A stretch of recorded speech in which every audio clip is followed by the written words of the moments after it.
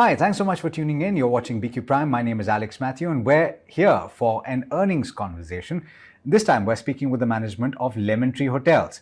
And like several other companies in this space, they've benefited from people getting bitten by the travel bug, and operational metrics have improved over the course of the last financial year.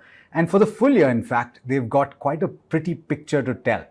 Revenue has doubled. You have significant growth in EBITDA. Margins have come in at over 50% for the year, and PAT, as a result of all of that, has stood at 140.5 crore rupees in the full year as compared with a loss in the previous year. Joining me now is Vikramjit Singh, the president of Lemon Tree Hotels. Thank you so much, Vikramjit, for taking the time. And I hope that I've laid the context, but then I want you to start by telling me what stood out to you in the highlights that I have just presented. What are you most happy with as we close that financial year? Thanks, Alex, and thank you so much for having me over. It's always a pleasure to be on your channel. So thank you for the compliments, for the great set of results. And I think not just for Lemon Tree, but for every listed hotel company in this country, this has not only been the best quarter, but this has also been the best fiscal year. For Lemon Tree in particular, I think what we are very proud of, and I think very few hotel companies, probably none, can boast of this, the EBITDA margins that we've declared. For the full year, we are at 51.9%, and for the quarter, we are at 56%. To the best of my knowledge, and I stand to be corrected, but I don't think any hotel company anywhere in the world with our size and scale and reach and expanse has declared these kind of margins. And I'd like to tell you that this is something which actually came, one of the biggest learnings of COVID. But what's even better is that we've not forgotten what we learned during COVID, and we've carried that forward. And I'll give you a classic example. And if you allow me, I want to tell you a little story on how, how we got to arrive at these numbers. No, certainly. Please go ahead. Yeah, thanks. So when COVID started, Alex, what happened is that, we saw a complete destruction of revenue. Almost 80% of our revenue was gone. Whatever little business was left in the hotels was primarily due to the medical exigencies, due to the Mission Vande Bharat and all of that. So one such hotel, which was under the Mission Vande Bharat scheme requisitioned by the government, was our AeroCity Hotel. So it's a 300-room hotel. For the first one and a half months of COVID, it was doing 100% occupancy because you compulsorily had to be quarantined before you came into the country, or the minute you landed in the country before you went to your house. So, more than half of our staff had disappeared because they had gone back home. Parents were worried. They'd called the kids we were operating with a skeleton staff. And we were doing a full house, mind you. That's when the awakening came that, listen, if I can service a full house with a staffing, which at that time, if I remember correctly, was 0.4. I said, listen, do I need to go back to my pre-COVID levels of 0.95? And definitely the answer was no. So we started with the base of 0.4, 0.45, which is what we were operating with in those few hotels which were open during COVID. We started adding on the services, which of course were truncated because of the COVID restrictions. And we arrived at a number, and that magical number is actually 0.66 or 0.67. And today we operate with a manning ratio of 0.67 per available room, which pre-COVID was actually 0.95. And that, as you all know, manpower is one of the biggest costs in our business. And that's primarily the reason why we've been successful achieving the kind of margins that we've reported. And mind you, this has been a full year. We've done, there were no COVID restrictions. There were no COVID stoppages so this is here to stay. This is not a one-off. This is not, all services, everything for the full year we offered the whole hog, the whole bouquet. So there was nothing which was truncated. And this is going to be a cost structure going forward as well. All right. So you've explained how that efficiency panned out, but then what are the implications for the manpower? Have you adjusted it in the hotels that you've started up over the course of the year? Absolutely. So like I had mentioned in many interviews earlier as well, we were very clear we will not ask a single person to go.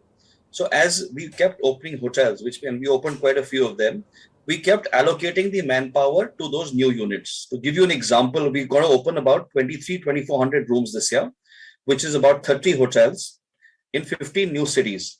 And all the manpower which is over and above the budgeted manning in the existing hotels are slowly getting transferred to the new units. So no one's been asked to go. It's just a reallocation to different units. And that's how we've achieved the manning numbers that I spoke about. Now, you've got, like you said, plans to expand capacity quite substantially, but you've also got plans, from what I've read, to have significant renovations done in your existing portfolio. About a quarter of your portfolio is being undertaken. What's the cost implication of that? And is that going to put a little pressure on operational efficiency or margins in FY24? So definitely we are spending a lot of money, and I think that was long overdue, because the 2.5, 3 years of COVID is when we spent very little money. So to give you a flavor on how much is it going to be impacting the margins, probably 2.5% over and above what we spent last year of the total revenue. So that's the broad number we have. To give you a perspective, I think we will spend close to about 50 crores this year renovating our hotels, out of which about 35, 37 crores will be OPEX. Another 10, 12 crores probably will be CapEx. So this was actually long overdue, because especially the Keys portfolio, I think that portfolio needs a refresh. And we are very certain that once these hotels go through renovation, we will be able to command an even higher price premium than we have today.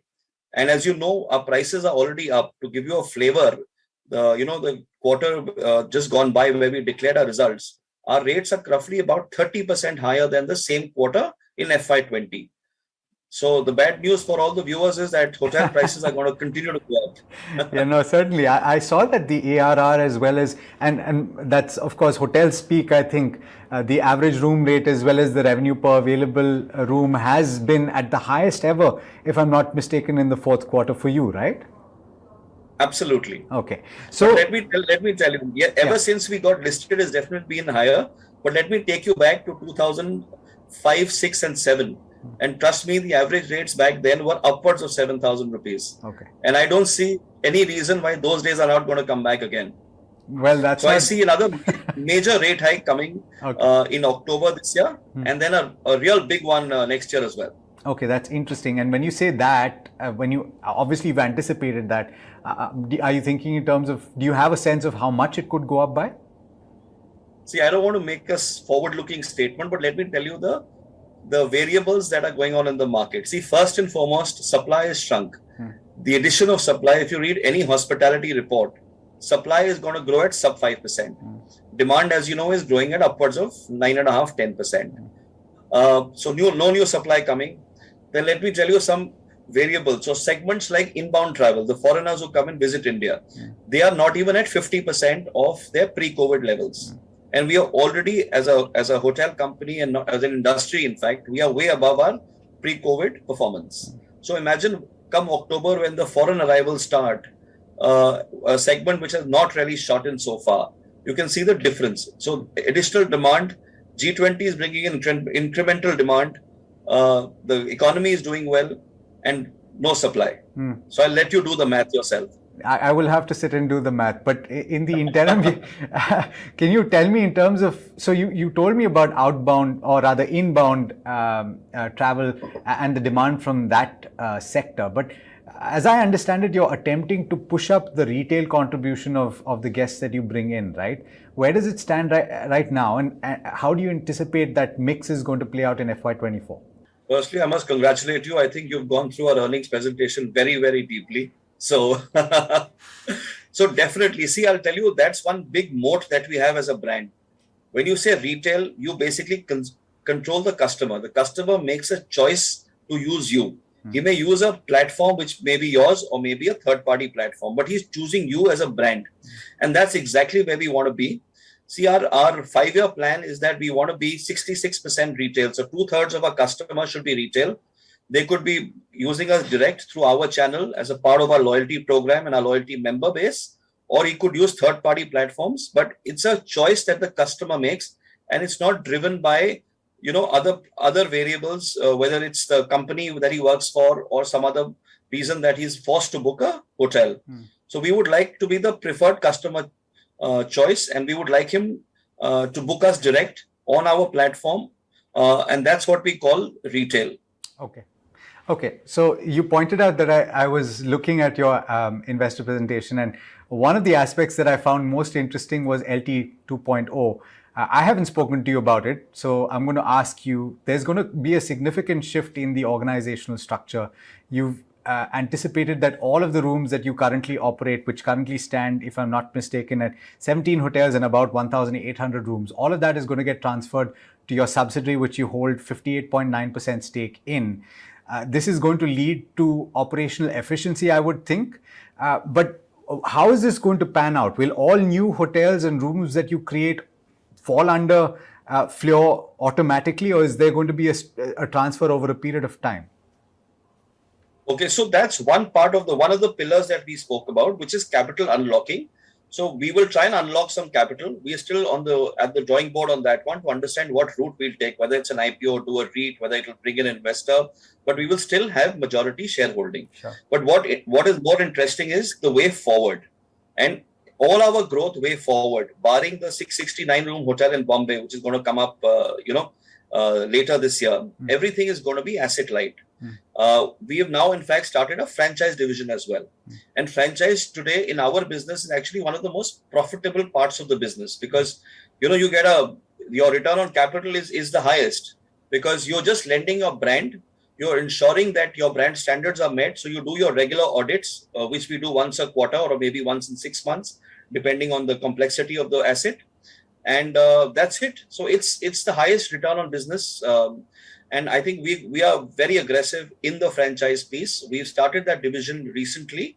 And I think if I were to look at, where we would be in 2028 calendar year, I think almost 70% of the portfolio will be managed or franchised, and only about 30% will be owned.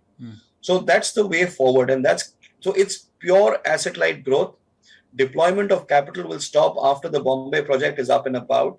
And, out of the 20,000 rooms that we spoke about, 70% will be managed or franchised with no capital involvement at all and pure returns. That's interesting. And which will go straight to the bottom line. So then would I see that impacting your operational performance FY25 onwards, once this Bombay hotel or Mumbai hotel is in? So starting FY25 onwards, you're going to see a big ratcheting up on the bottom line side? Totally, because see, the capital deployment will stop. Bombay is the deepest hotel market in India. I think the market in general does upwards of 80% occupancy. Andheri Kurla, where this hotel is the best micro market in India. So Bombay, will really kick up our performance. Asset light growth, which is straight to the bottom line. So here again, I'm going to ask you to do the math. And see where we'll be. Sure, but I'm sure your investors are very keen on understanding how this will play out. So you're saying it's going to go straight to the bottom line. This is going to be through management fees, I would think, which have gone up quite substantially, right? And franchise fee. Yeah. So that's, if it stood at what, 103 crore, 104 crore in FY23. Starting FY25 onwards, would it be substantially higher? I mean, obviously, but what's the growth we're looking at? See, I'll tell you what, like I said, just take this year alone. We're going to be adding roughly about 23 to 2,500 rooms. So out of which 1,600 are going to be managed rooms. So that is straight to the bottom line. And what are we saying? That today we are at about 8,500 rooms. We are saying in 5 years, we will get to 20,000 rooms. So barring the 700 rooms which you are putting up, everything else is managed. So that's pure bottom line, and that's how the growth is going to be, and that's the revenue stream that we are looking at going forward. Fantastic. So I think we've covered quite a bit of the bases that I intended to cover. There are some reports that suggest that FY24 you're going to face a little bit of pressure on the margins front, but you've already preempted that and you're saying that you're okay because of the renovations and because of the addition of the hotel. But would you say that 50% is now par for the course on the EBITDA margin front? Absolutely. We will strive to be at 50%. And I think going forward, it will only get better. And like I said, I've often asked this, that, you've reported numbers. Is this cost structure here to stay? So my only submission here to my viewers and to you is that, see, the current year which went by was a regular normal year. All services were back in place. There was nothing which we were not offering, which we were offering pre-COVID. So I'm very confident that the new cost structure that we have developed is here to stay. We've given a live example in the fiscal year gone by, and I think you'll only see it getting better going forward. Last question on leverage then, because if you're going asset light, I would think that's going to have a significant impact on financing costs as well going down. What is the kind of trajectory that you see there?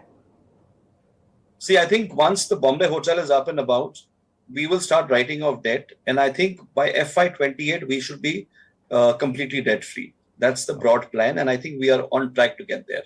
Fantastic. Vikramjit, pleasure speaking with you. Thank you so much for speaking to BQ Prime and for taking the time. Thank you so much. Thank you for having me over. Always a pleasure.